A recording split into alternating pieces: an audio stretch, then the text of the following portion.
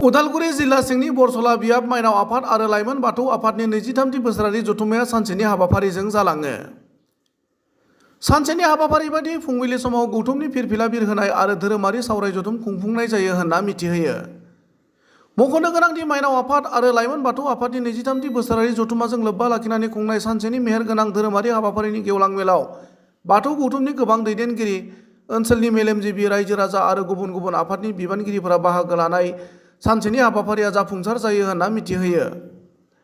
लोगोसेनो माइनाव आफाद आरो लाइमोन बाथौ आफादनि बे हाबाफारियाव महाराष्ट्र पिरामल फाउंडेशननि बिबानगिरि मेनका यादवआ बाहागो लानानै खौरांगिरिनि सिगाङाव ओरैबायदि बुङो। यहाँ पे आके मैंने बहुत कुछ सीखा, बहुत कुछ देखा। यहाँ पे जो अवेयरनेस दी जा रही है वुमेन्स को कि कैसे घर बन चलाना है, एजुकेशन कैसा होना चाहिए, आंगनबाड़ी वर्कर्स और जो बाइडोज हैं उन्होंने बहुत अच्छे से ही बहुत डीपली उन्होंने समझाया कि जैसे एक गर्ल जब बर्थ लेती है उसके बाद फिर उनका क्या प्रोसेस होना चाहिए, उनको एजुकेशन कैसे मिलनी चाहिए, उसके बाद फिर एजुकेशन के बाद शादी ना करके, कम उम्र में शादी ना करके उनको फिर आगे काम करना चाहिए। और काम के साथ साथ जैसे यहाँ पे हैंडलूम्स का बहुत सारा काम होता है, अरनाई बनाते हैं, गमछा बनाते हैं, कढ़ाई करते हैं,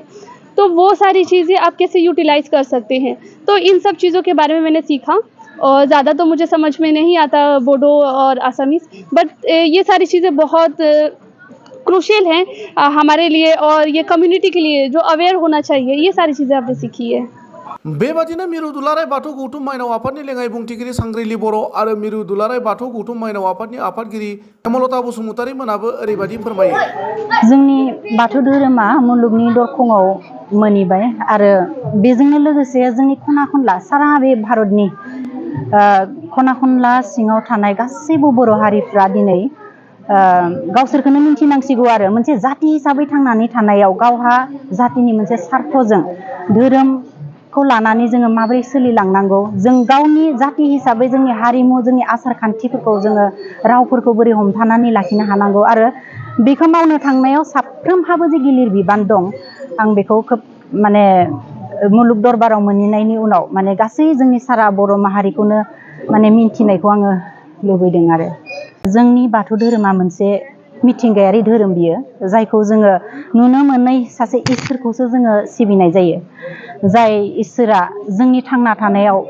मोनबा गोहोनि बे मावथायजों मोनसे बिहोमा होदों, जाय मोनबानि मादाव मोनसेया गैयाब्लानो जोङो थांनानै थानो हाया। हयथ' मुलुग दरबारनि बे खना खनला थानाय सुबुंफ्राबो मिथिनानै मोनदों जे जोंनि सिबिनाया मोनसे साइन्टिफिकेलि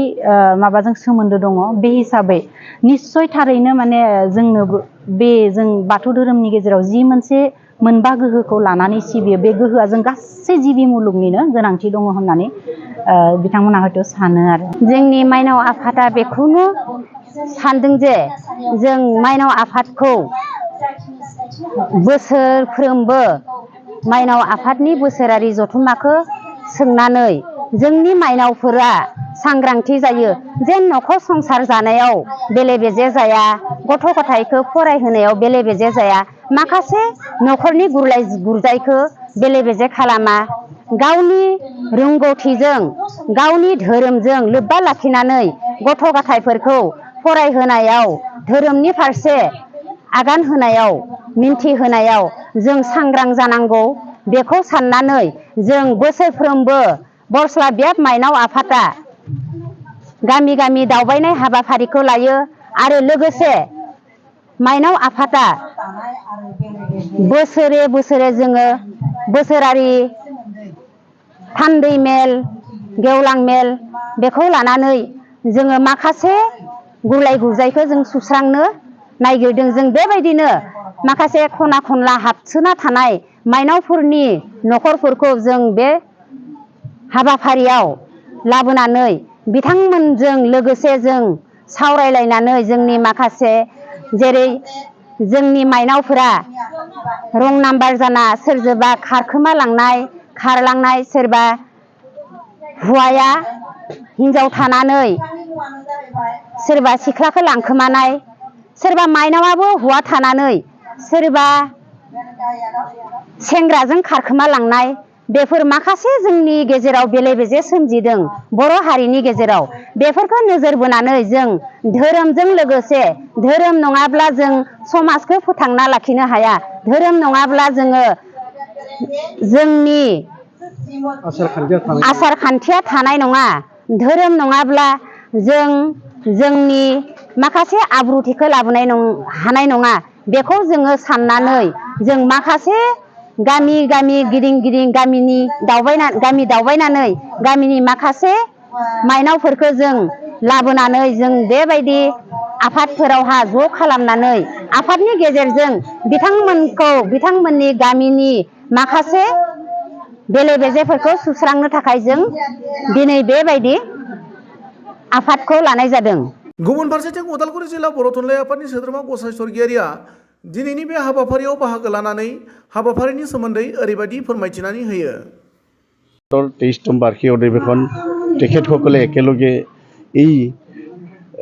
নতুন পানবাৰী জখলাপুটা LP স্কুল প্ৰাংগণত অনুষ্ঠিত কৰিছে। আমাৰ বৰচলা অঞ্চলৰ 21খন গাঁৱক সামৰি লৈ মাইনাও আফাদ আৰু লাইমন আফাদে আজি দিনজোৰা কাৰ্যসূচীৰে অনুষ্ঠিত কৰিছে। ৰাতিপুৱা 7:30 বজাত তেখেতসকলে বাথৌ ধৰ্মীয় পতাকা উত্তোলন কৰে। তাৰ পিছতে দ্বিতীয় কাৰ্যসূচী হিচাপে আমাৰ যিসকলে মাৰ্চেছ হৈ গ'ল তেখেতসকলৰ কাৰণে আমি এক্সট্ৰাকৈ পূজা পাঠ কৰিলোঁ। তাৰপিছত তেখেতসকলে মাইনাও আফাদ আৰু লাইমন আফাদৰ পৃথক পৃথককৈ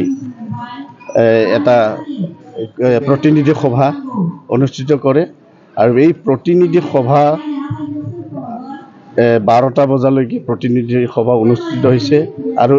1 বজাৰ পৰা আমাৰ মূল অধিৱেশনখন অনুষ্ঠিত হ'ব। এই মূল অধিৱেশনত আমাৰ চেণ্ট্ৰেল দুলাৰাই বাথৌ মাইনাও আফাদৰ উপসভাপতি চাংগ্ৰিলা বড়ো তেখেত উপস্থিত হৈছেহি আৰু তেখেতৰ লগতে ওদালগুৰি জিলা মাইনাও আফাদৰ সম্পাদিকা দীপালী মুছাহাৰী, ওদালগুৰি জিলা লাইমন আফাদৰ সম্পাদক কামদেৱ দৈমাৰী তেখেতসকল অলৰেডি উপস্থিত হৈছে আৰু তেখেতসকলে এই যে পিছপৰা গাঁওবিলাকৰ পিছপৰা মহিলাসকলৰ কাৰণে বা এই লাইমন সকলৰ কাৰণে কেনেকুৱা ধৰণৰ উৎসাহ উদ্দীপনা দি ঘৰখন ভালকৈ চলাই নিব পাৰে, নিজৰ ল'ৰা ছোৱালীক ভালকৈ পঢ়া শুনাত উপদেশ দিব পাৰে, সেইবিলাক লৈ তেখেতসকলে আলোচনা কৰিছে। আৰু এই অনুষ্ঠানত আজি যিটো মুকলি অধিৱেশন এই মুকলি অধিৱেশনতো আমাৰ ওদালগুৰি জিলা লাইমন আফাদৰ প্ৰাক্তন সভাপতি বিনয় মুছাহাৰীদেৱ উপস্থিত হৈছে।